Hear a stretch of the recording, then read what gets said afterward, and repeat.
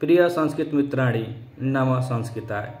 Are के education study में आप सभी मित्रों का हार्दिक स्वागत अभिनंदन करते हुए आज हम मॉडल प्रश्न पत्र जो अभ्यासरत के लिए हम लगाते हैं वीडियो, तो आज फिर हम एक नए अभ्यास पत्र को लगाते हैं।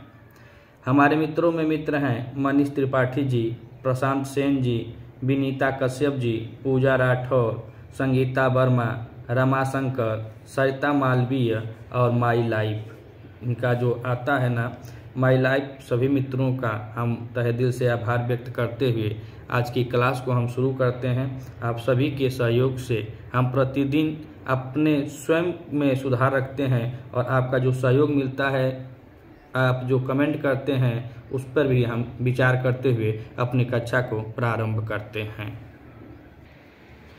अब हम प्रश्न नंबर 1 को देखें तो प्रश्न नंबर 1 में कह रहा है कि अधोलिखित में से कौन सा सिद्धांत ध्वनि सिद्धांत का मूल आधार है। ऑप्शन ए शब्द ब्रह्मत्व, बी शब्द नियतत्व, सी कह रहा है स्फोटवाद और डी कह रहा है अभिधावृत्ति। तो इसमें हमें यह बताना है कि कौन सा सिद्धांत ध्वनि सिद्धांत का मूल आधार है। तो प्रश्न नंबर 1 में हम देखें तो इसमें सी ऑप्शन सही होता है, स्फोटवाद। जो स्फोटवाद है यही सिद्धांत ध्वनि को लागू करता है और यही इसका मूल आधार माना जाता है। तो प्रश्न नंबर 1 में विकल्प हमारा सी सही होता है। प्रश्न नंबर 2 और प्रश्न नंबर 2 में देखें तो पूछ रहा है कि बेतरवती नदी किस नगरी में स्थित है। यह बेतरवती है और बेतरवती अधिकांशतः अगर हम देखा जाए तो भौगोलिक दृष्टिकोण से महाकवि कालिदास द्वारा विरचित मेघदूत खंड काव्य में सबसे ज़्यादा वर्णन मिलता है। तो यह प्रश्न वहीं से पूछ रहा है कि बेतरवती नदी किस नगरी में स्थित थी। तो अलका में, बी विदिशा में, सी उज्जैनी में और डी कर रहे हैं कि अवंती में। तो प्रश्न नंबर 2 में देखें तो बेतरवती का वर्णन हमें विदिशा में मिलता है कि विदिशा नगरी में यह बेतरवती नदी थी। अलकापुरी में तो यह यक्षों का माना जाता है कि राजधानी थी उनका, अलकापुरी जो थी उनकी नगरी थी यक्षों की। उज्जैनी का वर्णन बहुत ज़्यादा किए हैं महाकवि कालिदास जी। यहाँ भगवान भोलेनाथ, महाकाल, कालों के काल, महाकाल के दर्शन, आरती इत्यादि के बारे में वर्णन मिलता है। और अवंती में तो अवंती में आप जाएंगे तो वहाँ पे वह स्वप्न वासोदत्तम जो उदयन की कथा वथा का वही बताए हैं यह मेघदूत में। तो प्रश्न नंबर 2 में बेतरवती नदी किस नगरी में स्थित है। तो विदिशा नगरी में स्थित है। प्रश्न नंबर 2 का विकल्प हमारा बी सही होता है। अब हम प्रश्न नंबर 3 को देखें तो प्रश्न नंबर 3 कह रहा है कि काव्य प्रकाश में उल्लिखित अनंकृति किसका विशेषण है। ऑप्शन ए शब्द का है, बी अर्थ का है, सी कह रहा है शब्दार्थ का है और डी कह रहा है कि पद का है। तो काव्य प्रकाश और काव्य प्रकाश में अलंकृति विशेषण के बारे में पूछ रहा है। तो प्रश्न नंबर 3 में देखें तो यह शब्दार्थ का होता है। किसका होता है? शब्दार्थ का। प्रश्न नंबर 3 में विकल्प हमारा सी सही होता है। अब हम देखें प्रश्न नंबर 4। तो प्रश्न नंबर 4 में पूछ रहा है कि मम्मट के अनुसार काव्य कितने प्रकार का होता है। मम्मट के अनुसार काव्य कितने प्रकार का होता है। ऑप्शन ए कह रहा है 3 प्रकार, बी कह रहा है कि 4 प्रकार, सी कह रहा है कि 2 प्रकार और डी कह रहा है कि 5 प्रकार। तो मम्मट के अनुसार हमें काव्य देखना है। तो मम्मट के अनुसार अगर काव्य की बात करें तो उसमें कुल 3 प्रकार मिलते हैं। कितने मिलते हैं? 3 प्रकार। प्रश्न नंबर 4 का विकल्प हमारा ए सही होता है, 3 प्रकार। प्रश्न नंबर 5 और प्रश्न नंबर 5 में पूछ रहा है कि रघुवंश महाकाव्य किसकी स्तुति से प्रारंभ हुआ है। तो रघुवंश महाकाव्य महाकवि कालिदास द्वारा रचित एक महाकाव्य है जो 19 सर्गों में विभक्त है और इसमें इक्ष्वाकु वंशीय 31 राजाओं का वर्णन मिलता है। तो रघुवंश महाकाव्य में किसकी स्तुति से प्रारंभ होता है वही सवाल पूछ रहा है। तो प्रश्न नंबर 5 में ऑप्शन ए कह रहा है गणेश और लक्ष्मी की, बी कह रहा है कि शिव पार्वती की, सी कह रहा है विष्णु लक्ष्मी की और डी कह रहा है कि सरस्वती की। अगर आप इस चैनल पर नए हैं तो चैनल को सब्सक्राइब कीजिएगा। वीडियो अच्छी लगे तो वीडियो को भी लाइक कीजिएगा। हम प्रतिदिन आप लोगों को यूपी टीजीटी के लिए टीजीटी, पीजीटी या बीपीएससी 4.0 और विशेष करके यूपी टीजीटी जो आगामी परीक्षाओं के डेट पढ़ रहे हैं, टल रहे हैं, तो उसमें हम मॉडल अभ्यास पत्र प्रश्न पत्र को लगाते रहेंगे। जितना भी समय रहेगा 100 प्रश्न, 125 प्रश्न, 60 प्रश्न, इससे कम हम नहीं लगाते हैं। तो अभ्यास करने के लिए आप हमारे चैनल पे जुड़ सकते हैं। तो प्रश्न नंबर 5 में रघुवंश महाकाव्य में किसकी स्तुति प्रारंभ होती है? तो शुरू में भगवान शिव और माता पार्वती की स्तुति करते हैं, उसके बाद वह प्रारंभ करते हैं महाकाव्य को। यह बतलाया भी जाता है कि कालिदास जी शैव थे और शैव मतलब भगवान शिव के बहुत बड़े भक्त थे। तो रघुवंश महाकाव्य को जब शुरू करते हैं तो वहाँ माता पार्वती और भगवान शिव की स्तुति करते हैं। प्रश्न नंबर 5 में विकल्प हमारा बी सही होता है। प्रश्न नंबर 6 को देखें तो प्रश्न नंबर 6 में कह रहा है कि भास द्वारा लिखित उपलब्ध नाटकों की संख्या है। यह आदि कवि हैं और यह नाटक की रचना किए हैं। नाटकों में अगर देखा जाए तो संस्कृत साहित्य में यह नाटकों के आदि कवि हैं। वैसे तो आदि कवि वाल्मीकि जी को माना जाता है, उनकी रचना रामायण है, लेकिन यह नाटकों के लिए माने जाते हैं आदि कवि। और यह इनका उपलब्ध कह रहे हैं कि निम्नलिखित में से उपलब्ध नाटकों की संख्या है। तो प्रश्न नंबर 6 में देखा जाए तो इसमें कितनी संख्याएँ होती हैं? तो ऑप्शन दे रहा है इसमें कि 13 नाटक थे, कि 11 नाटक थे, कि 8 नाटक थे, कि 10 नाटक थे। तो बताया जाता है कि संस्कृत नाटककार भास के नाटकों को जो कवि थे उनकी नाटकों को टी गणपत शास्त्री द्वारा खोजा गया था, जिन्होंने 1907 में मलयालम लिपि में लिखे संस्कृत के 10 नाटक पाए और उन्होंने बाद में 3 और नाटक खोजे। 1912 में अनंत शयन संस्कृत ग्रंथावली में उन्हें भास के नाटकों को प्रमाणित किया। तो इसमें कुल नाटक पूछ रहा है, तो टी गणपत जी की देखें, जो गणपत शास्त्री जी हैं, तो उन्होंने खोज कर बताया कि भास द्वारा कुल 13 नाटक लिखित हैं। कितने नाटक हैं? 13 नाटक लिखित हैं। और कब बतलाया? तो यह 1907 में बतलाया था। और काहे बतलाया था? क्योंकि उन्होंने 1907 में मलयालम लिपि में लिखे संस्कृत के 10 नाटक पाए थे। तो प्रश्न नंबर 6 में विकल्प हमारा 13 सही होता है।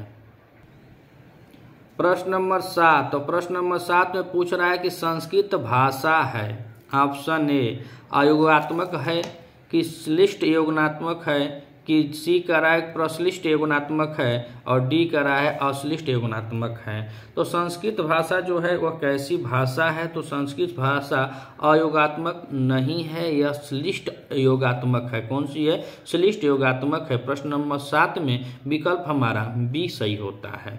अब हम देखें प्रश्न नंबर 8, तो प्रश्न नंबर 8 में पूछ रहा है कि अपभ्रंश क्या है? ए कह रहा है कि प्राचीन भारतीय आर्य भाषा है, बी कह रहा है कि नवीन भारतीय आर्य भाषा है, सी कह रहा है कि द्रविड़ परिवार की भाषा है और डी कह रहा है मध्यकालीन भारतीय आर्य भाषा है।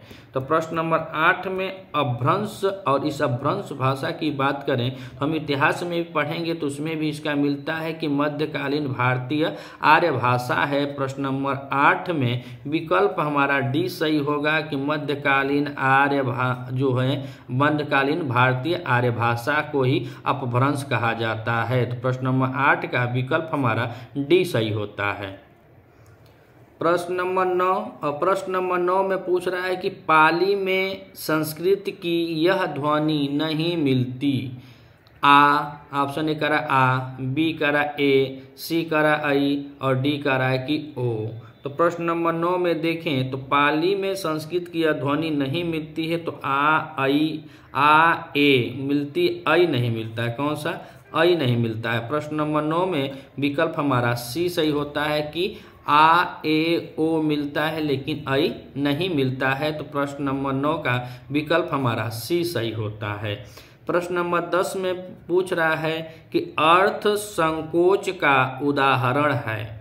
ऑप्शन ए प्रवीण है, बी तैल है, सी असुर है और डी कह रहा है कि सरसिज है।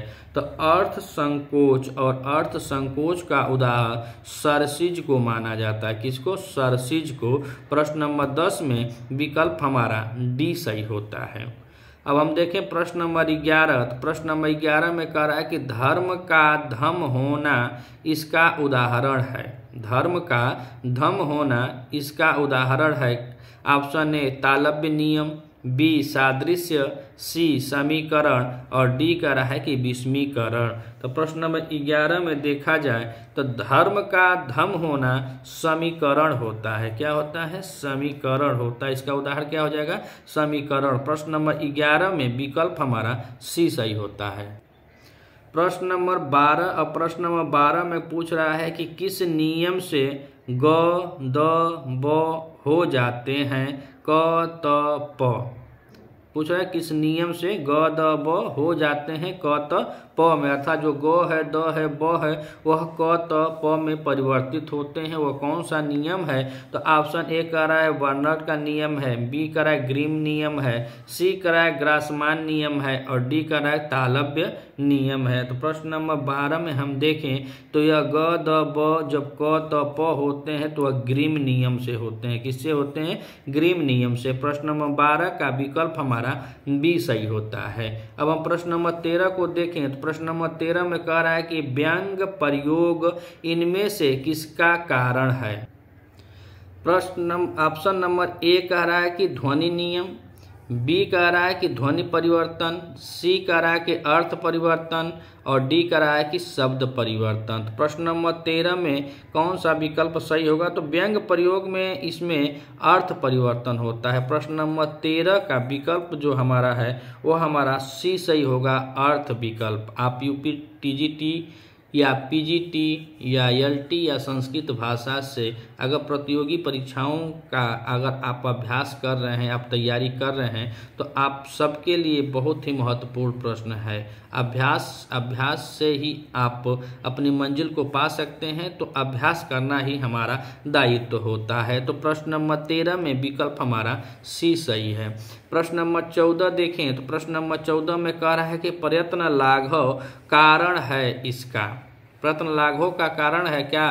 ध्वनि नियम या अर्थ परिवर्तन, सी कह रहा है भाषा या हास्य और डी कह रहा है कि ध्वनि परिवर्तन। तो ध्वनि नियम यह था और यहाँ पे ध्वनि परिवर्तन है। तो प्रश्न नंबर 14 में देखा जाए तो ध्वनि नियम नहीं होगा, अर्थ परिवर्तन भी नहीं होगा, यहाँ पे ध्वनि परिवर्तन होगा। कौन सा? ध्वनि परिवर्तन। प्रयत्न लाघव का कारण इसका ध्वनि परिवर्तन होता है। प्रश्न नंबर 14 में विकल्प हमारा डी सही होता है। प्रश्न नंबर 15 में पूछ रहा है कि तुम अर्थक प्रत्यय अधिक उपलब्ध होते हैं पाली भाषा में, प्राकृत भाषा में, वैदिक संस्कृत में या लौकिक संस्कृत में। तुम अर्थक प्रत्यय सबसे अधिक उपलब्ध होते हैं किसमें? पाली में कि प्राकृत में कि वैदिक में कि लौकिक में, यही पूछ रहा है तो हमें बताना है। तो प्रश्न नंबर 15 में हम देखें तो पाली और प्राकृत में नहीं होता है, यह लौकिक संस्कृत में होता है। तुम अर्थक जो प्रत्यय अधिक प्रयोग लौकिक संस्कृत में किया जाता है। प्रश्न नंबर 15 का विकल्प हमारा डी सही होता है। अब हम प्रश्न नंबर 16 को देखें तो 16 में पूछ रहा है कि लेट लकार प्रयुक्त हुआ है वैदिक संस्कृत में, लौकिक संस्कृत में, पाली में या प्राकृत में। तो प्रश्न नंबर 16 में देखा जाए तो लेट लकार लौकिक संस्कृत हम लोग पढ़ते हैं, यही लौकिक संस्कृत है जिसको हम लोग पढ़ रहे हैं, वैदिक संस्कृत में नहीं होता। तो यहाँ पे लेट लकार और यहाँ पे लौकिक में लेट है ये नहीं है, लेट लकार पूछा है तो वैदिक संस्कृत में होता है। किसमें होता है? वैदिक संस्कृत में। प्रश्न नंबर 16 का विकल्प हमारा ये सही होता है। प्रश्न नंबर 17 में पूछ रहा है कि काव्य प्रकाश में तथ्यार्थो अपि के सूचित में इनके मत का संकेत है। कौन सा मत है? तो ऑप्शन ए कह रहा है न्यायिक मत का है, बी व्याकरण मत का है, सी मीमांसक मत का है और डी कह रहा है कि वैष्णव मत का है। तो तथ्यार्थो अपि के सूचित में यह मीमांसक मत का होता है। किसका होता है? मीमांसक मत का प्रयोग होता है। प्रश्न नंबर 17 में विकल्प हमारा सी सही होता है। प्रश्न नंबर 18 देखें तो प्रश्न नंबर 18 में कह रहा है कि मम्मट के अनुसार उत्तम काव्य होता है। जो मम्मट कवि हैं उनके अनुसार पूछ रहा है कि उत्तम काव्य होता है तो कौन सा होता है? शब्द चित्र होता है या वाच्य चित्र होता है या गुणीभूत वांगय होता है या ध्वनि होता है। तो हमें मम्मट के अनुसार बतलाना है। तो मम्मट के अनुसार उत्तम काव्य ध्वनि होता है। क्या होता है? ध्वनि होता है। प्रश्न नंबर 18 में विकल्प हमारा डी सही होता है। अब हम प्रश्न नंबर 19 को देखें तो प्रश्न नंबर 19 में कह रहा है कि ग्राम तरुणम तरुणया ... उदाहरण है।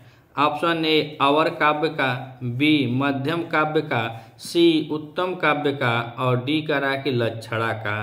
तो ग्राम तरुणम तारुण्य किसका उदाहरण है? तो प्रश्न नंबर 19 में देखा जाए तो अवर काव्य का नहीं है, उत्तम काव्य का नहीं है, मध्यम काव्य का है कि लक्षणा का है। यही में दो गो में एक में है, कौन सा सही विकल्प है? अगर आपको जानकारी है तो आप कमेंट करके बता सकते हैं कि ग्राम तरुणम तरुण्या में कौन सा उदाहरण है, किसका है, लक्षणा का है कि मध्यम काव्य का है। तो प्रश्न नंबर 19 में विकल्प हमारा बी सही होता है कि मध्यम काव्य का है। प्रश्न नंबर 19 विकल्प हमारा बी सही होता है।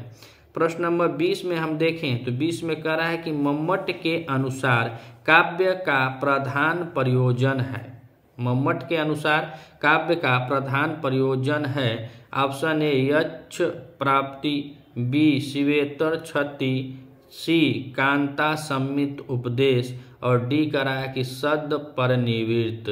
तो प्रश्न नंबर 20 में देखा जाए तो मम्मट के अनुसार काव्य का प्रधान प्रयोजन कांता सम्मित उपदेश होता है। कौन सा? प्रश्न नंबर 20 में विकल्प हमारा सी सही होता है, कांता सम्मित उपदेश। अब हम प्रश्न नंबर 21 को देखें तो पूछ रहा है कि निम्नलिखित में से कौन सा अनुप्रास भेद नहीं है? ऑप्शन ए वृत्त्यानुप्रास, छेकानुप्रास, मध्यानुप्रास और डी कह रहा है कि अनंत्यानुप्रास। तो प्रश्न नंबर 21 में अनुप्रास का भेद कौन सा नहीं है वही हमको बताना है।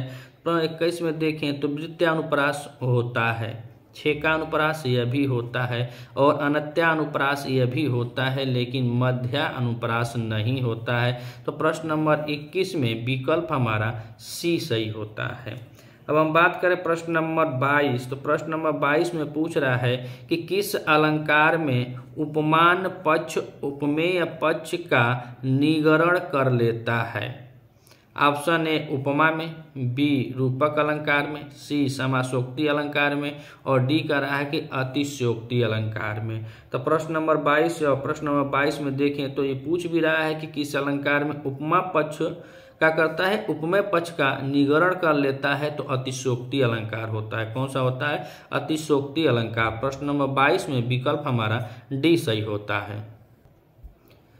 प्रश्न नंबर 23 और प्रश्न नंबर 23 में पूछ रहा है कि भेदे सति सार्धयम होता है, इसमें रूपक अलंकार होता है, बी कह रहा है उपमा अलंकार होता है, सी कह रहा है उत्प्रेक्षा अलंकार होता है और डी कह रहा है कि दीपक अलंकार होता है। तो भेदे सति सार्धयम में कौन सा अलंकार होता है? तो प्रश्न नंबर 23 में देखा जाए तो यहाँ पे रूपक होता है कि उपमा होता है कि उत्प्रेक्षा होता है कि दीपक अलंकार होता है। तो प्रश्न नंबर 23 में हमारा विकल्प बी सही हो जाता है, उपमा अलंकार होता है। प्रश्न नंबर 23 में विकल्प हमारा बी सही है।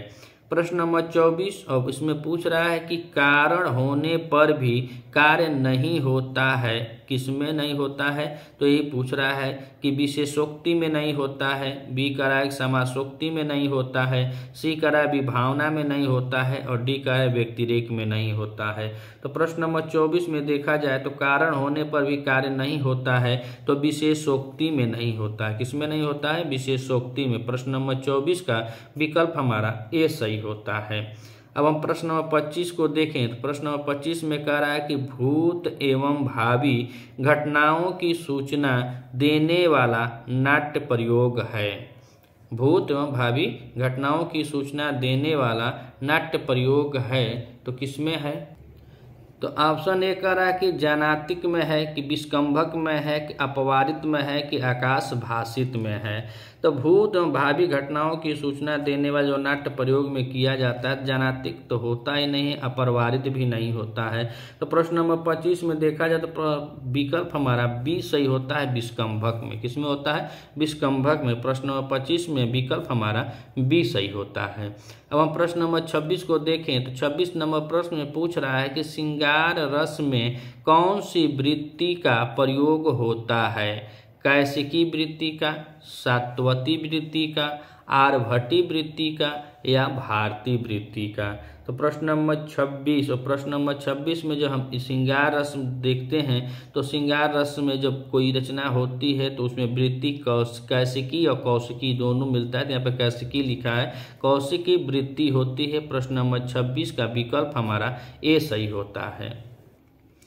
अब हम प्रश्न नंबर 27 और प्रश्न नंबर 27 को देखें तो कह रहा है कि ध्वन्यालोक में काव्यस्थ आत्मा सह एवार्थ से अभिप्राय है। तो प्रश्न नंबर 27 और प्रश्न नंबर 27 में विकल्प दिया है कि करूण रस है, कि प्रतीयमान अर्थ में, कि वाचार्थ में, कि लक्ष्यार्थ में। तो प्रश्न नंबर 27 में विकल्प कौन सा हमारा सही होगा कि ध्वन्यालोक में काव्यास आत्मा सह एवार्थ से अभिप्राय होता है तो प्रतीयमान अर्थ में होता है। किसमें होता है? प्रतीयमान अर्थ में। प्रश्न नंबर 27 में विकल्प हमारा बी सही होता है।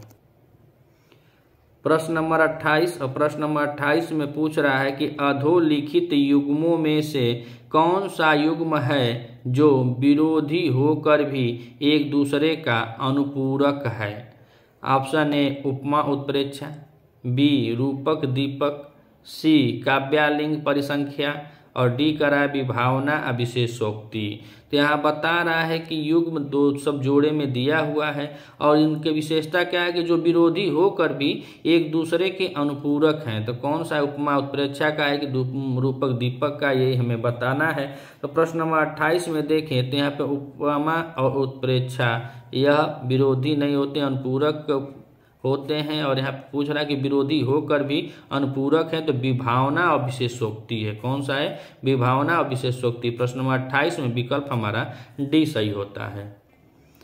प्रश्न नंबर 29 और प्रश्न नंबर 29 में पूछ रहा है कि रस निष्पत्ति के प्रसंग में भुक्तिवादी आचार्य हैं। ऑप्शन ए भट्टनायक हैं, बी भट्टोलट हैं, सी श्रृंगकुक हैं और डी अभिनव गुप्त हैं। तो प्रश्न नंबर 29 में विकल्प हमारा ए सही होगा कि रस निष्पत्ति के प्रसंग में भुक्तिवादी आचार्य भट्टनायक हैं। प्रश्न नंबर 29 का विकल्प हमारा ए सही होता है। प्रश्न नंबर 30 को देखें तो प्रश्न नंबर 30 कह रहा है कि काव्य शास्त्रियों में आचार्य मम्मट हैं, ध्वनिवादी हैं, कि रीतिवादी हैं, कि अलंकारवादी हैं, कि समन्वयवादी हैं। तो यहाँ पे आचार्य मम्मट की बात की जाए तो हम आचार्य मम्मट न ध्वनिवादी हैं, न रीतवादी हैं, न अलंकारवादी हैं, वह सम्यकवादी होते हैं। प्रश्न नंबर 30 में विकल्प हमारा डी सही होता है कि समन्वयवादी हैं। अब हम प्रश्न नंबर 31 को देखें तो प्रश्न नंबर 31 कह रहा है कि अधोलिखित में से किसकी वृद्धि संज्ञा नहीं है। किसकी वृद्धि संज्ञा नहीं है? आ की, ओ की, औ की या ए की। तो प्रश्न नंबर 31 में वृद्धि पूछ रहा है कि वृद्धि संज्ञा नहीं है। तो आ ओ औ ए दिया है, इसमें से एक शब्द है जिसकी वृद्धि नहीं होता है तो इसमें ओ की वृद्धि नहीं होती, वो वृद्धि संज्ञा है। वृद्धि संज्ञा का सूत्र होता है वृद्धिरादेच। तो यह तो यही वृद्धि संज्ञा का सूत्र है वृद्धिरादेच और अष्टाध्यायी का यह पहला सूत्र भी माना जाता है और अंतिम सूत्र अष्टाध्यायी का अ माना जाता है। जो वृद्धि संधि होती है उसका सूत्र होता है वृद्धिरेची और यहाँ पे जो वृद्धि संज्ञा है उसका सूत्र होता है वृद्धिरादेच और वृद्धिरादेच के अंतर्गत यह शब्द नहीं आता, अर्थात इसकी वृद्धि नहीं होती है, वृद्धि संज्ञा में नहीं आता है। तो प्रश्न नंबर 31 में विकल्प हमारा बी सही होता है। अब हम बात करें प्रश्न नंबर 32 तो प्रश्न नंबर 32 में कह रहा है कि किसकी प्रगृहा संज्ञा नहीं होती है। ओकारांत द्विवचनांत की, कि उकारांत द्विवचन की, इकारांत द्विवचन की, कि एकारांत द्विवचन की। इसमें परगृह संज्ञा पूछा गया है। तो परगृह जब हम बाबूराम सक्सेना की किताब शुरू करेंगे तो स्टार्ट में ही संज्ञा प्रकरण दिया गया है और संज्ञा प्रकरण से ही यह सवाल आ रहे हैं। तो किसकी परगृह संज्ञा नहीं होती यही हमको बताना है। तो ओकारांत द्विवचन की परगृह संज्ञा नहीं होती है। प्रश्न नंबर 32 में विकल्प हमारा ए सही होता है। अब प्रश्न नंबर 33 और प्रश्न नंबर 33 में पूछ रहा है कि संधि कहाँ आवश्यक नहीं मानी जाती है।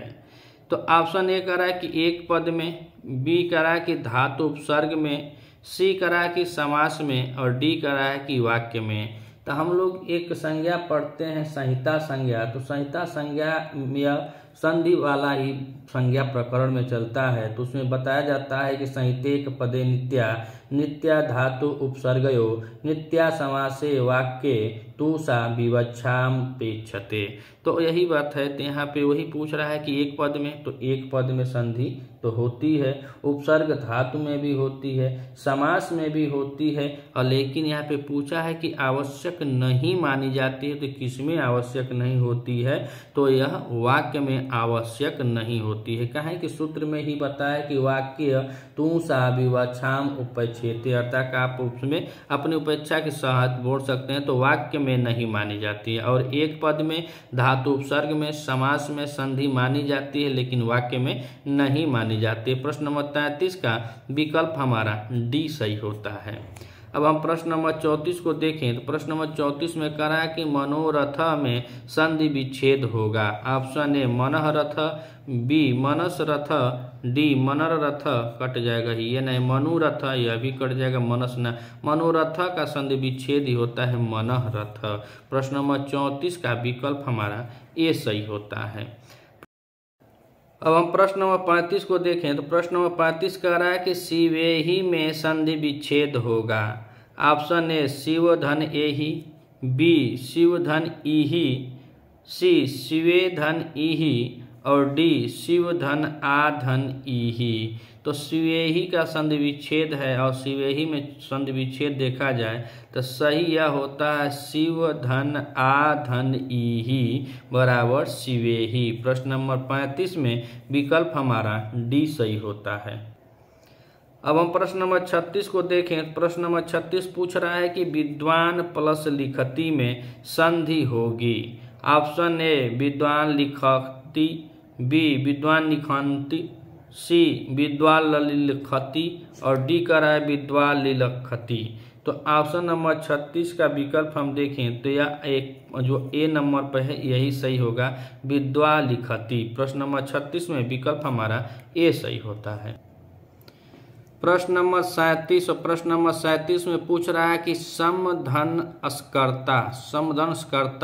द्वारा कौन सा संधि रूप बनेगा? संस्कर्ता, संस्कर्ता, संस्कर्ता, संस्कर्ता। प्रश्न नंबर 37 और प्रश्न नंबर 37 में सम के साथ जब अस्कर्ता जुड़ता है तो सम अस्कर्ता बनता है। प्रश्न नंबर 37 में विकल्प हमारा ए सही होता है।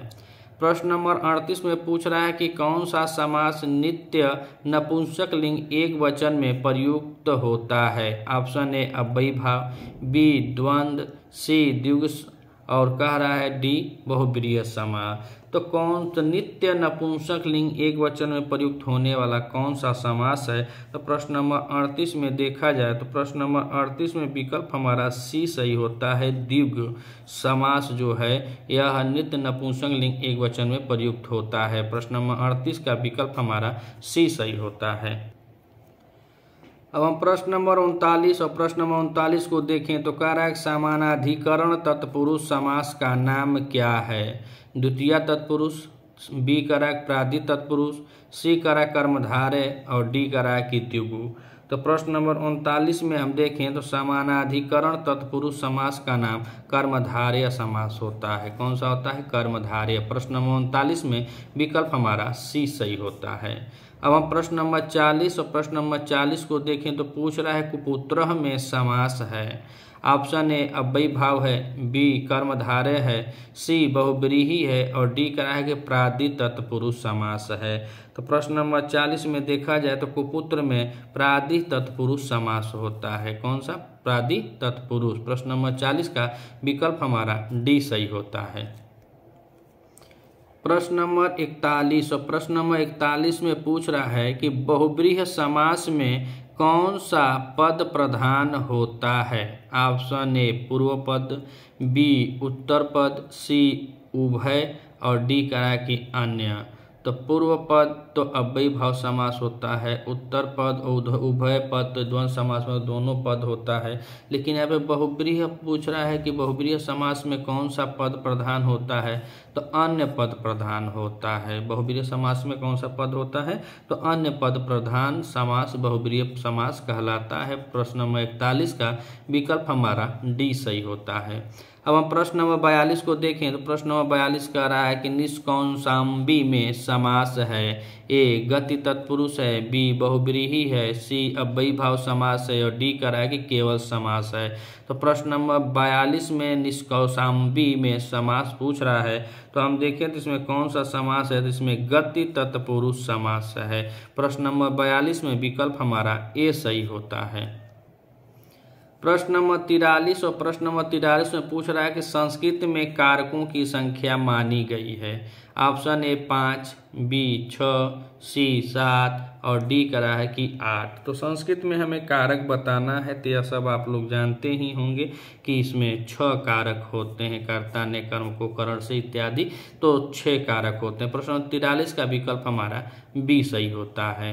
प्रश्न नंबर 44 और प्रश्न नंबर 44 कह रहा है कि कर्मवाच्य और भाववाच्य में कर्ता में कौन सी विभक्ति होती है? ऑप्शन ए प्रथमा, बी द्वितीया, सी तृतीया और डी कह रहा है चतुर्थी। तो कर्मवाच्य और भाववाच्य के कर्ता में हमें बतलाना है, तो आप लोग जानते ही होंगे तृतीया विभक्ति होती है। कर्मवाच्य में और भाववाच्य के कर्ता में कौन सी विभक्ति होती है? तो तृतीया विभक्ति होती है। प्रश्न नंबर 44 विकल्प हमारा सी सही है। अब हम प्रश्न नंबर 45 को देखें तो पूछ रहा है कि किस अर्थ में प्रथमा विभक्ति नहीं होती है? प्रतिपदिकार्थ, लिंग, परिमाण मात्रे, वचन मात्रे, प्रथमा। तो सूत्र में लिख दिया है प्रतिपदिकार्थ, लिंग, परिमाण, वचन मात्र में प्रथमा होती है, तो 3 गो दे दिया है प्रतिपदिकार्थ, लिंग, परिमाण, और यही में पूछ रहा है कि नहीं होती है। प्रश्न नंबर 45 में देखें तो हेतु में अतः कारण बतलाने के लिए जो होता है, तो इसमें षष्ठी और तृतीया विभक्ति लगती है, लेकिन प्रथमा नहीं लगती है। प्रश्न नंबर 45 में विकल्प हमारा सी होगा और हेतु कारण बतलाने में अधिकांशतः यह तृतीया विभक्ति या षष्ठी ही लगती है। प्रश्न नंबर 45 का विकल्प हमारा सी सही है कि इसमें प्रथमा नहीं लगता है। प्रश्न नंबर 46 देखें तो प्रश्न नंबर 46 कह रहा है कि कौन सा वाक्य शुद्ध है? रजकाय वस्त्रम ददाति, रजकम वस्त्रम ददाति, रजके वस्त्रम ददाति, रजकस्य वस्त्रम ददाति। प्रश्न नंबर 46 और प्रश्न नंबर 46 में कौन सा विकल्प हमारा सही होता है? तो धोबी को वस्त्र देता है, तो प्रश्न नंबर रजकम वस्त्रम ददाति। और यह बहुत आसानी से नहीं, इसमें बहुत नियम काम करते हैं, चूंकि अब बोर्ड तो ये नहीं कि समझाया जाए, लेकिन प्रश्न नंबर 46 का विकल्प हमारा बी सही होता है कि रजकम वस्त्रम ददाति। अब हम प्रश्न नंबर 47 को देखें तो प्रश्न नंबर 47 में पूछ रहा है कि रुच्यर्थानां प्रियमाणः, यह सूत्र किस विभक्ति का विधायक है? द्वितीय विभक्ति, तृतीया विभक्ति, चतुर्थी विभक्ति की पंचमी विभक्ति।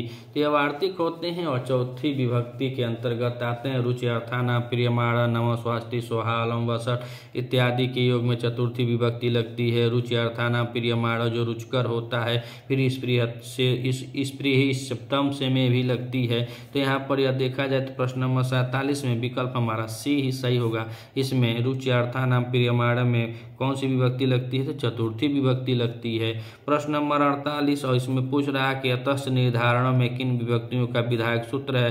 प्रथमा तृतीया है, पंचमी सप्तमी है, षष्ठी सप्तमी है और चतुर्थी द्वितीया है। तो यह सब आप लोग जानते ही होंगे कि षष्ठी और सप्तमी का प्रयोग होता है। यतः निर्धारणों में कई लोगों में एक को निर्धारित करने के में या षष्ठी का भी प्रयोग होता है और सप्तमी का प्रयोग होता है। जैसे कवियों में कवि कुलगुरु कालिदास श्रेष्ठ हैं, तो उसमें षष्ठी सप्तमी यानी कि इसी सूत्र से होता है। यतः निर्धारम, गायों में काली गाय अधिक दूध देती है, तो यह भी यहीं पर नियम काम करता है। यतः निर्धारण, इसमें षष्ठी और सप्तमी दोनों विभक्ति का प्रयोग होता है। प्रश्न नंबर 48 में विकल्प हमारा सी सही होता है। अब हम प्रश्न नंबर 49 और प्रश्न नंबर 49 को देखें तो पूछ रहा है कि कौन सा रूप सत्रि प्रत्यय की दृष्टि से अशुद्ध है? सत्रि प्रत्यय लगा हुआ है और सत्रि प्रत्यय कहाँ लगता है, तो इसमें रूप पूछ रहा है, तो बता रहा है, विकल्प दे रहा है कि कुर्वन्, कुर्वती, कुर्वन्ति या कुर्वतः, और इसमें अशुद्ध बताना है। तो प्रश्न नंबर 49 और प्रश्न नंबर 49 में कुर्वंती नहीं होता है और सब सही है। सत्रि और सानच प्रत्यय जो होते हैं वह वर्तमान काल के बोधक होते हैं। तो 49 में पूछा कौन सा रूप सत्रि प्रत्यय की दृष्टि से अशुद्ध है, तो कुर्वंती है। कुर्वन होता, कुर्वती होता, कुर्वत होता है, लेकिन कुर्वंती नहीं होता है। जो नहीं होता है वही सही है। प्रश्न नंबर 49 में विकल्प हमारा सी सही है। अब हम प्रश्न नंबर 50 को देखें तो प्रश्न नंबर 50 कह रहा है कि कौन सा प्रत्यय कर्मवाच्य एवं भाववाच्य में नहीं लगता है। ऑप्शन ए खल प्रत्यय, बी कृत प्रत्यय, सी कत प्रत्यय और डी कह रहा है कि कतवतु प्रत्यय। तो प्रश्न नंबर 50 में देखा जाए तो कर्मवाच्य एवं भाववाच्य में नहीं लगता है, तो कतवतु प्रत्यय नहीं लगता है। यह भूतकाल में लगता है, भूतकाल का घोतक माना जाता है। और खल कृत्य कत्य होता है लेकिन कतवतु नहीं होता है। प्रश्न नंबर 50 का विकल्प हमारा डी सही होता है। प्रश्न नंबर 51 और प्रश्न नंबर 51 में प्रश्न पूछ रहा है कि तदीह में प्रत्यय है। तदीह में कौन सा प्रत्यय है? छ प्रत्यय है कि त्यप प्रत्यय है कि ई प्रत्यय है कि केप प्रत्यय है। तो प्रश्न नंबर 51 में देखा जाए तो तदीह में छ प्रत्यय है, जैसे कि रहता है अर्जुनियम में भी छ प्रत्यय लगता है। तो प्रश्न नंबर 51 में विकल्प हमारा ए सही है। प्रश्न नंबर 52, प्रश्न नंबर 52 में कह रहा है शिक्षक में प्रत्यय है। ठक प्रत्यय है कि उड़ुल प्रत्यय है कि अण प्रत्यय है कि ऊन प्रत्यय है। तो प्रश्न नंबर 52 और प्रश्न नंबर 52 में देखा जाए तो इसमें कौन सा प्रत्यय लगता है? शिक्षक में उड़ुल प्रत्यय लगता है। कौन सा प्रत्यय लगता है? प्रश्न नंबर 52 का विकल्प हमारा बी सही होता है कि उड़ुल प्रत्यय लगता है। प्रश्न नंबर 53, प्रश्न नंबर 53 में पूछ रहा है कि यस्कर में प्रत्यय है। क प्रत्यय है कि ट प्रत्यय है कि कत प्रत्यय है कि खंस प्रत्यय है। प्रश्न नंबर 53 और प्रश्न नंबर 53 में देखा जाए तो यस्कर में ट प्रत्यय है। अर्थात प्रत्यय से भी बहुत सवाल पूछे जा रहे हैं, लगातार 3-4 प्रश्न आ गए हैं, तो प्रत्यय भी हमको पढ़ना है। प्रश्न नंबर 53 में विकल्प हमारा बी सही होता है कि यस्कर में ट प्रत्यय लगा हुआ है। प्रश्न नंबर 54 और प्रश्न नंबर 54 में कह रहा है कि रागह में प्रत्यय है। घय प्रत्यय है कि क प्रत्यय है कि अच प्रत्यय है कि अप प्रत्यय है। तो प्रश्न नंबर 54 में देखा जाए तो प्रश्न नंबर 54 में रागह में घय प्रत्यय लगा हुआ है। प्रश्न नंबर 54 विकल्प हमारा ए सही होता है। अब हम प्रश्न नंबर 55 देखें तो प्रश्न नंबर 55 में कह रहा है कि गांगय में प्रत्यय है। अड़ प्रत्यय है कि अप प्रत्यय है कि अच प्रत्यय है कि आई प्रत्यय है। तो प्रश्न नंबर 55 में गांगय में अड़ प्रत्यय लगा हुआ है। कौन सा प्रत्यय लगा हुआ है? अड़ प्रत्यय लगा हुआ है। प्रश्न नंबर 55 का विकल्प हमारा ए सही होता है। अब हम देखें प्रश्न नंबर 56, तो प्रश्न नंबर 56 में कह रहा है कि मासिकम में प्रत्यय है। ठक प्रत्यय है कि ठई प्रत्यय है कि ठप प्रत्यय है कि ट्यू प्रत्यय है। तो मासिकम और मासिकम में प्रत्यय जुड़ा हुआ है। प्रश्न नंबर 56 का विकल्प हमारा बी सही होगा, ठई प्रत्यय लगा हुआ है। प्रश्न नंबर 56 में विकल्प हमारा बी सही होता है। प्रश्न नंबर 57 और प्रश्न नंबर 57 में कह रहा है कि द्विकर्मक दुह याच आदि 12 धातुओं का कर्मवाच्य बनाने में उनका गौण कर्म किस विभक्ति में आता है। तो यह सब हम लोग जानते हैं कि द्विकर्मक धातु होती हैं। जो द्विकर्मक धातु जो होती हैं वह कर्मवाच्य बनाने में द्वितीय विभक्ति का प्रयोग होता है। प्रश्न नंबर 57 का विकल्प हमारा बी सही होता है कि द्वितीय विभक्ति। ऑप्शन ए करा प्रथमा, सी करा तृतीया, डी करा चतुर्थी। तो यहाँ पे नहीं, द्विकर्मक धातु जो दु, याच, पच, दंड इत्यादि 12 धातुओं का कर्मवाच्य बनाने में उनका गौण कर्म जो होता है वो द्वितीय विभक्ति का होता है। प्रश्न नंबर 57 में विकल्प हमारा बी सही होता है। अब हम देखें प्रश्न नंबर 58, तो प्रश्न नंबर 58 कह रहा है कि निष्ठा संज्ञा किन प्रत्ययों की होती है। ऑप्शन ए तव्य तव्यत की होती है, बी सत्र सानच की होती है, सी अनि अनियर की होती है और डी कह रहा है कत कतवत्तु की होती है। तो हम देखें यहाँ पे तो निष्ठा संज्ञा किसकी होती है? तो निष्ठा संज्ञा कत कतवत्तु की होती है। ऑप्शन 58 नंबर प्रश्न में विकल्प हमारा डी सही होता है कि निष्ठा संज्ञा सत कत और कतवतु की होती है। प्रश्न नंबर 58 में विकल्प हमारा डी सही होता है। प्रश्न नंबर 59 और प्रश्न नंबर 59 में पूछ रहा है कि इनमें से कौन सा कृत प्रत्यय नहीं है। ऑप्शन ए तव्य, बी तव्यत, सी क्यप और डी का रहा है कि क्यच प्रत्यय। तो प्रश्न नंबर 59 में देखा जाए कौन सा विकल्प हमारा सही होता है। तो इसमें इनमें से कृत प्रत्यय नहीं है तो तव्य तव्यत क्यप है, लेकिन क्यच प्रत्यय नहीं है, यानी यह कृत प्रत्यय नहीं है। प्रश्न नंबर 59 में विकल्प हमारा डी सही होता है। यहाँ पे देखिए थोड़ा सा मिस्टेक हो गया है कि शिक्षक में प्रत्यय है, उड़ुल प्रत्यय नहीं होता है, ऊन प्रत्यय होता है। शिक्षक में ऊन प्रत्यय होता है, या गलती से उड़ुल प्रत्यय बोल दें। प्रश्न नंबर 52 में शिक्षक में प्रत्यय पूछा है तो ऊन प्रत्यय होगा। प्रश्न नंबर 52 का विकल्प हमारा डी सही होता है। प्रश्न नंबर 60 और प्रश्न नंबर 60 में कह रहा है कि संधि नियम की दृष्टि से कौन सा रूप शुद्ध है? पुनः रमते, पुनः रमते, पुनर्रमते और पुनोरमते। प्रश्न नंबर 60। प्रश्न नंबर 60 में संधि नियम की दृष्टि से कौन सा रूप शुद्ध है? तो यहाँ पे पुनः रमते है कि पुनर्रमते है कि पुनर्रमते है कि पुनोरमते है। तो 60 में देखा जाता है यहाँ पे हमारा विकल्प ए सही होता है कि संधि नियम की दृष्टि से पुनः रमते सही होता है। प्रश्न नंबर 60 का विकल्प हमारा ए सही है।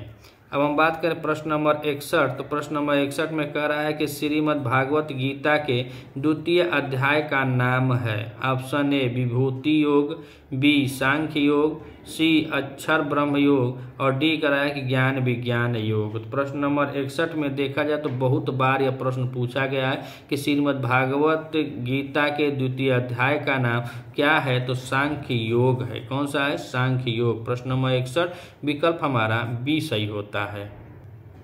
प्रश्न नंबर 62 और प्रश्न नंबर 62 में देखा जाए तो इसमें पूछ रहा है कि गीता के अनुसार कर्मयोगी को कर्म करना चाहिए। यश के लिए, बी करा सुख के लिए, सी करा कि लोक संग्रह के लिए और डी करा कि धन संग्रह के लिए। तो गीता के अनुसार हमें बतलाना है कि गीता के अनुसार कर्मयोगी को कर्म करना चाहिए और किस लिए करना चाहिए। तो प्रश्न नंबर 62 में कह रहा है कि यश के लिए, गलत है। सुख के लिए, यह भी गलत है। लोक संग्रह के लिए करना चाहिए। किसके लिए? लोक संग्रह के लिए। प्रश्न नंबर 62 का विकल्प हमारा सी सही होता है। अब हम प्रश्न नंबर 63 को देखें तो प्रश्न नंबर 63 में कह रहा है कि नीलो घटः में गुण गुणी का कौन सा संबंध है? ऑप्शन दे रखा है कि समवाय संबंध है, कि संयोग संबंध है, कि असमवाय संबंध है, कि समवेत समवाय संबंध है। तो नीलो घटः में समवाय संबंध होता है। प्रश्न नंबर 63 का विकल्प हमारा ए सही होता है। प्रश्न नंबर 64 और प्रश्न नंबर 64 में पूछ रहा है कि न्याय शास्त्र में प्रमेयों की संख्या मानी गई है 10, बी कह रहा है कि 12, सी कह रहा है 8 और डी कह रहा है कि 4। तो प्रश्न नंबर 64 में देखें तो इसमें न्याय शास्त्र में प्रमेयों की संख्या कुल 12 मानी जाती है। कितनी? 12 मानी जाती है। प्रश्न नंबर 64 में विकल्प हमारा बी सही होता है। प्रश्न नंबर 65 और प्रश्न नंबर 65 में पूछ रहा है कि सांख्य दर्शन का मूल सिद्धांत है। ऑप्शन ए प्रकृति पुरुषैक्य का, बी प्रकृति पुरुष विवेक का, सी प्रकृति बहुत्व का और डी कह रहा है कि पुरुषैक तत्व का। तो प्रश्न नंबर 65 में देखा जाए तो इसमें प्रकृति पुरुष विवेक का है। सांख्य दर्शन का मूल सिद्धांत जो होता है वह प्रकृति पुरुष विवेक का होता है। प्रश्न नंबर 65 में विकल्प हमारा बी सही होता है। प्रश्न नंबर 66 में देखें तो 66 नंबर प्रश्न में पूछ रहा है कि सांख्य के अनुसार इंद्रियों की उत्पत्ति होती है। ऑप्शन ए भौतिक तत्व से, बी बुद्धि तत्व से, सी अहंकार से और डी कह रहा है कि गुण त्रय से। प्रश्न नंबर 66 प्रश्न नंबर 66 में यह पूछ रहा है कि सांख्य के अनुसार इंद्रियों की उत्पत्ति अहंकार से होती है। किससे होती है? अहंकार से होती है। प्रश्न नंबर 66 का विकल्प हमारा सी सही होता है। प्रश्न नंबर 67 और प्रश्न नंबर 67 में पूछ रहा है कि वेदांत सार में निर्विकल्पम समाधि के अंग गिनाए गए हैं। ऑप्शन ए कह रहा है कि 8, बी कह रहा है 7 और सी कह रहा है कि 5 और डी कह रहा है कि 10। तो वेदांत सार में निर्विकल्प समाधि के अंग कितने होते हैं वही पूछ रहा है। तो प्रश्न नंबर 67 में देखा जाए तो कुल 8 अंग माने जाते हैं। कितने माने जाते हैं? 8 अंग। प्रश्न नंबर 67 का विकल्प हमारा ए सही होता है। अब हम प्रश्न नंबर 68 को देखें तो प्रश्न नंबर 68 में पूछ रहा है कि वेदांत सार के अनुसार सूक्ष्म शरीर के अवयव होते हैं। ऑप्शन ए 8 होते हैं, बी कह रहा है कि 17 होते हैं, सी कह रहा है कि 12 होते हैं और डी कह रहा है कि 18 होते हैं। तो प्रश्न नंबर 68 में देखा जाए तो इसमें हमारा विकल्प बी सही होता है कि कुल 17 अवयव होते हैं। प्रश्न नंबर 68 में विकल्प हमारा बी सही होता है। प्रश्न नंबर 69 और प्रश्न नंबर 69 में देखा जाए तो पूछ रहा है कि कुमारिल भट्ट इनमें से क्या थे। ऑप्शन ए व्यंजनावादी थे, बी सांख्यानुयायी थे, सी कह रहा है मीमांसक थे और डी कह रहा है न्यायिक थे। तो कुमारिल भट्ट जो थे वह मीमांसक थे। प्रश्न नंबर 69 में विकल्प हमारा सी सही होता है। अब हम बात करें प्रश्न नंबर 70 का तो प्रश्न नंबर 70 में पूछ रहा है कि राम कथा में जटायु आख्यान कौन सी अर्थ प्रकृति है। ऑप्शन ए बीज अर्थ प्रकृति है, बी कह रहा है पताका अर्थ प्रकृति है, सी कह रहा है प्रकरी अर्थ प्रकृति है और डी कह रहा है कि कार्य अर्थ प्रकृति है। प्रश्न नंबर 70 में देखा जाए तो राम कथा में जटायु आख्यान जो है वह प्रकरी अर्थ प्रकृति है, प्रकरी अर्थ प्रकृति है। प्रश्न नंबर 70 में विकल्प हमारा सी सही होता है।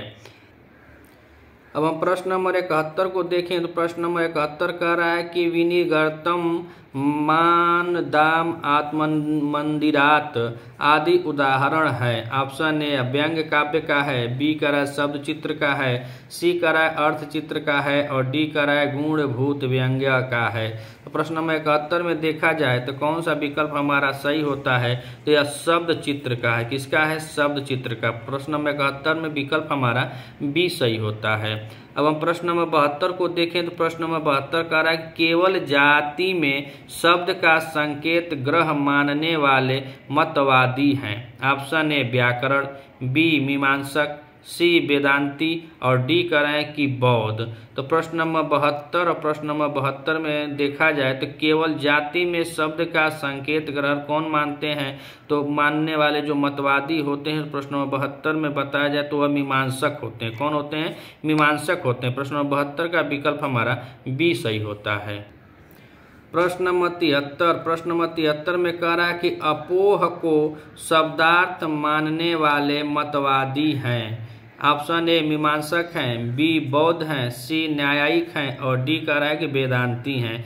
तो प्रश्न नंबर 73 में देखा जाए तो अपोह को शब्दार्थ मानने वाले मतवादी बौद्ध होते हैं। कौन होते हैं? बौद्ध होते हैं। प्रश्न नंबर 73 का विकल्प हमारा बी सही होता है।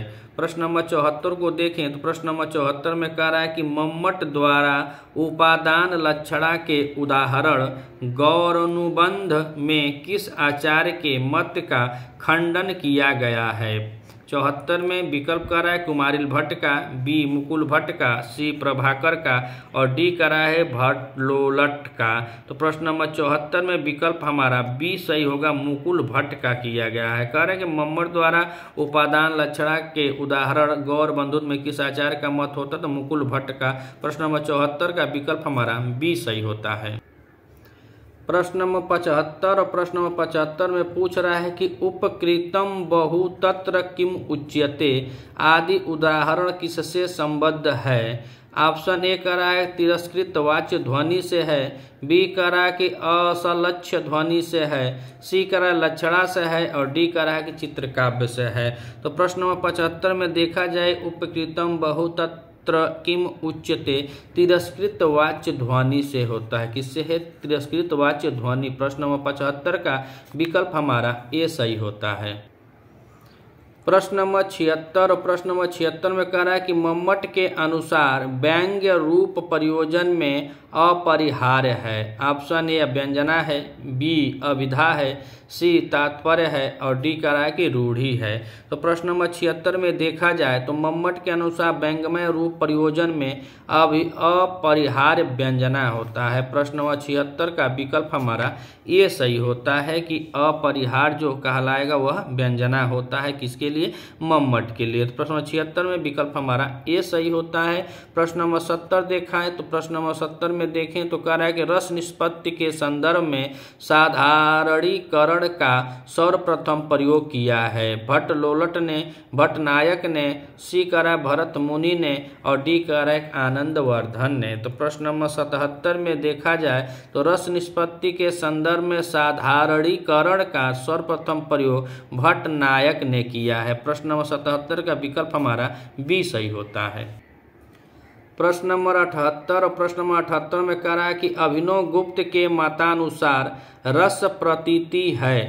ऑप्शन ए निर्विकल्प रूप है, सविकल्पक रूप है, उभयाभाव स्वरूप है और डी कराया ज्ञाप्य है। तो प्रश्न नंबर 78 में देखा जाए तो अभिनव गुप्त के मतानुसार रस प्रतीति जो होता है उभयाभाव स्वरूप होता है। प्रश्न नंबर 78 का विकल्प हमारा सी सही होता है। अब हम प्रश्न नंबर 79 को देखें तो 79 में पूछ रहा है कि मम्मट की संपत्ति में गुण है। मम्मट की सम्मति में गुण है। ऑप्शन ए कह रहा है कि रस के उत्कर्षाधायक तत्व में, बी कह रहा है रस के अंगभूत धर्म में, सी कह रहा है काव्य के जीवनाधायक तत्व में और डी कह रहा है दोष रहित काव्य रूप में। तो प्रश्न नंबर 79 और प्रश्न नंबर 79 में विकल्प हमारा ए सही होता है कि रस के उत्कर्षाधायक तत्व में। प्रश्न 79 का विकल्प हमारा ए सही होता है। प्रश्न नंबर 80 और प्रश्न नंबर 80 में कह रहा है कि शब्दागत एवं अर्थगत 20 गुणों के प्रतिपादक आचार्य हैं। ऑप्शन ए भामह है, बी रुय्यक हैं, सी मम्मट हैं और डी कह रहा है कि वामन है। तो शब्दगत एवं अर्थगत 20 गुणों के प्रतिपादक आचार्य वामन जी को माना जाता है। प्रश्न नंबर 80 में विकल्प हमारा डी सही होता है। अब हम प्रश्न नंबर 81 को देखें तो प्रश्न नंबर 81 में कह रहा है कि अभंग श्लेष को अर्थालंकारों में परिगणित करने वाले आचार्य हैं। ऑप्शन ए रुद्रट हैं, बी रुय्यक हैं, सी शंकर हैं और डी कह रहा है कि कुंतक हैं। तो प्रश्न नंबर 81 में अवध श्लेष को अर्थालंकार में परिगणित करने वाले रुय्यक जी हैं। प्रश्न नंबर 81 में विकल्प हमारा बी सही होता है। प्रश्न नंबर 82 और प्रश्न नंबर 82 में कह रहे हैं कि सकल कलम पूर्मेत जातम संप्रति सुधांशु बिंबमीव में मम्मट के अनुसार प्रधान अलंकार है। प्रश्न नंबर 82 में विकल्प का रहा है उपमा अलंकार है, बी का रहा है श्लेष अलंकार है, सी का रहा है अनुप्रास अलंकार है और डी का रहा है उत्प्रेक्षा अलंकार है। तो प्रश्न नंबर 82 में देखा जाए तो सकलम पूर्मेत जातम संप्रति सुधांशु बिंबयु में श्लेष अलंकार है। प्रश्न नंबर 82 का विकल्प हमारा बी सही होता है कि बी अर्थात कौन सा श्लेष अलंकार है। प्रश्न नंबर 83 प्रश्न नंबर 83 में पूछ रहा है कि उत्कट कोटि संदेह की स्थिति में अलंकार होता है। ऑप्शन ए उपमा, बी रूपक, सी उत्प्रेक्षा और डी श्लेष। तो प्रश्न नंबर 83 और प्रश्न नंबर 83 में उत्कट कोटि संदेह की स्थिति में अलंकार जो होता है वही हमको बताना है, तो वहाँ पे उत्प्रेक्षा अलंकार होता है। प्रश्न नंबर 83 का विकल्प हमारा सी सही होता है। प्रश्न नंबर 84 और प्रश्न नंबर 84 में पूछ रहा है उपमेय को असत्य सिद्ध कर उपमान को सत्य रूप से स्थापित करने में अलंकार होता है।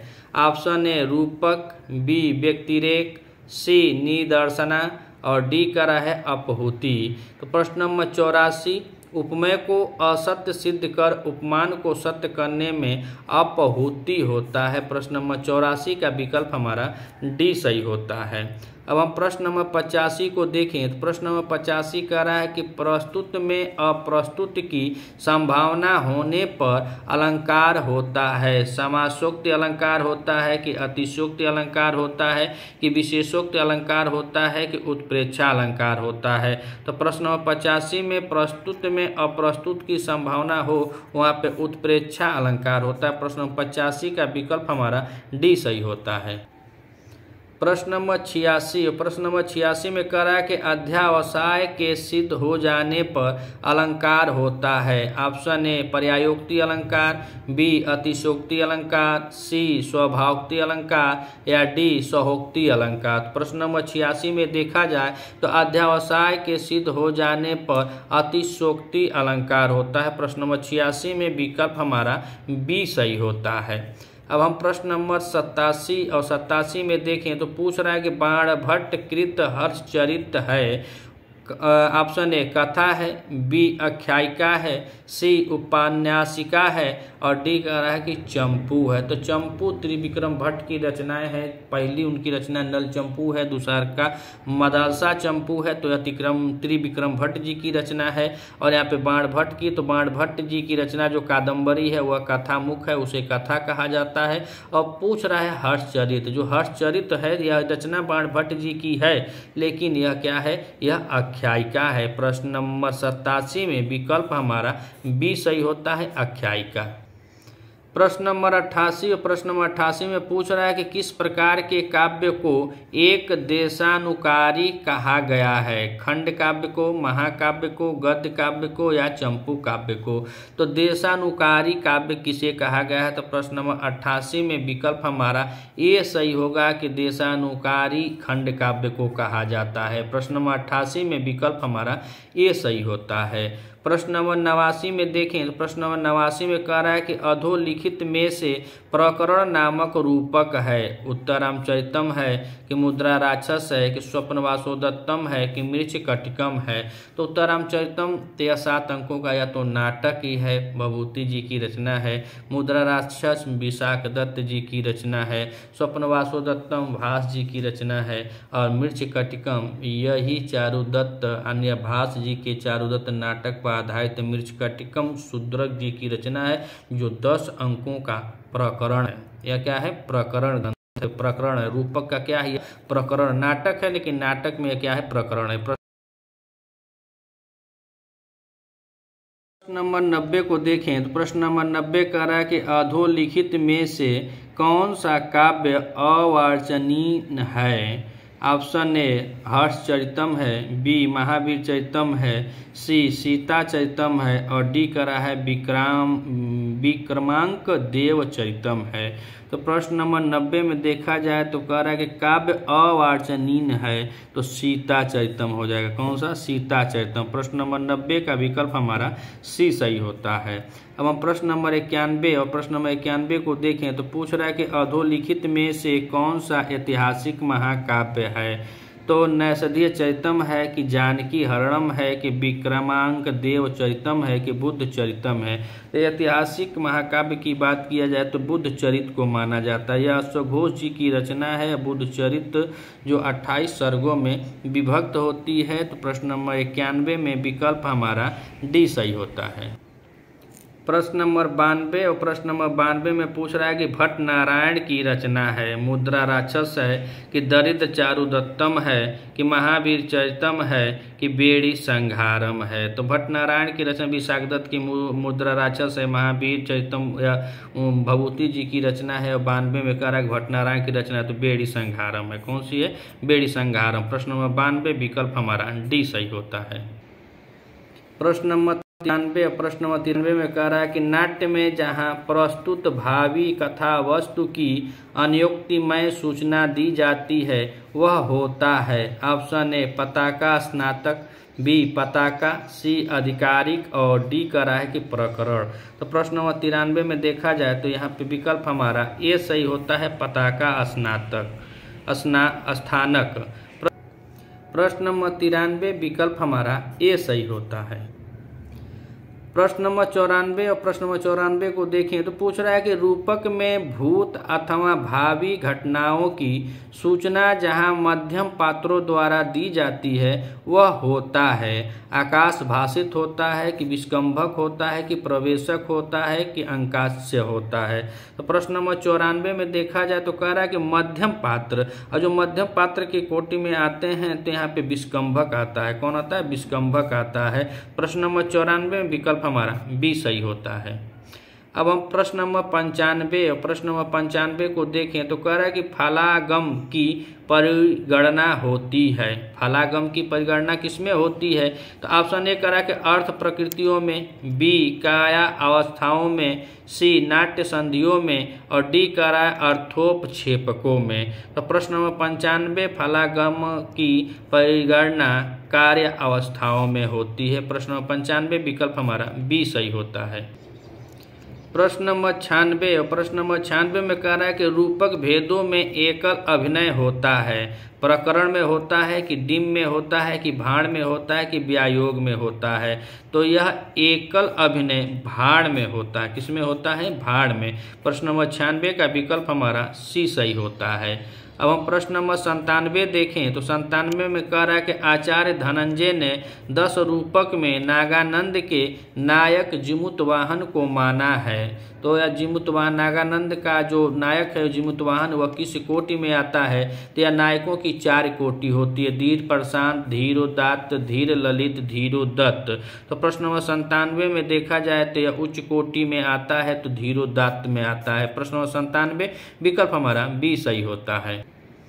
प्रश्न नंबर 98 में कह रहा है कि अधोलिखित में से कौन सा महाकाव्य 20 सर्गों में निबद्ध है? जानकी हरण है, भट्टी काव्य है कि सौंदरनंद है कि शिशुपाल वधम है? तो यह 72 के अंतर्गत यह आते हैं किरातार्जुनीयम, शिशुपाल वधम और नैषधीय चरितम। और किरातार्जुनीयम 18 सर्गों का है और शिशुपाल वधम माँ की रचना है, तो यह 20 सर्गों का है। नैषधीय चरित जो है यह 22 सर्गों का है। तो यहाँ पे महाकाव्य दिया है तो शिशुपाल वधम होगा, कहें कि यह 20 सर्गों में विभक्त है। प्रश्न नंबर 98 का विकल्प हमारा डी सही होता है। अब हम प्रश्न नंबर 99 को देखें तो प्रश्न नंबर 99 कह रहा है कि गंगा जमुना के संगम का वर्णन प्राप्त होता है माघकृत शिशुपाल वधम में, कालिदास कृत रघुवंश में, भास कृत प्रतिमा नाटक में और भभूति कृत उत्तरामचरितम में। तो प्रश्न नंबर 99 में देखा जाए तो गंगा जमुना के संगम का वर्णन कहाँ प्राप्त होता है?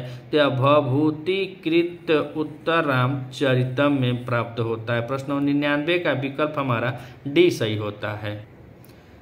प्रश्न नंबर 100 मित्रों, आज की श्रृंखला का यह अंतिम प्रश्न होगा। तो प्रश्न पूछ रहा है कि प्रसन्न राघव नाटक के रचयिता हैं। ऑप्शन ए वत्सराज हैं, बी नीलकंठ दीक्षित हैं, सी जयदेव हैं और डी कह रहा है वेंकटाध्वरी हैं। तो प्रसन्न राघव नाटक आप सभी लोग जानते होंगे कि यह जयदेव जी की रचना है। अगर आप इस चैनल पर नए हैं तो चैनल को सब्सक्राइब कीजिएगा और वीडियो स्वयं वॉच कीजिएगा। अगर आपको अच्छी लगे तो अपने मित्रों तक भी शेयर कीजिएगा। हम इस चैनल पे प्रतिदिन प्रतियोगी परीक्षाएं जो संस्कृत विषय से होती है उस पर हम वीडियो डालते रहते हैं।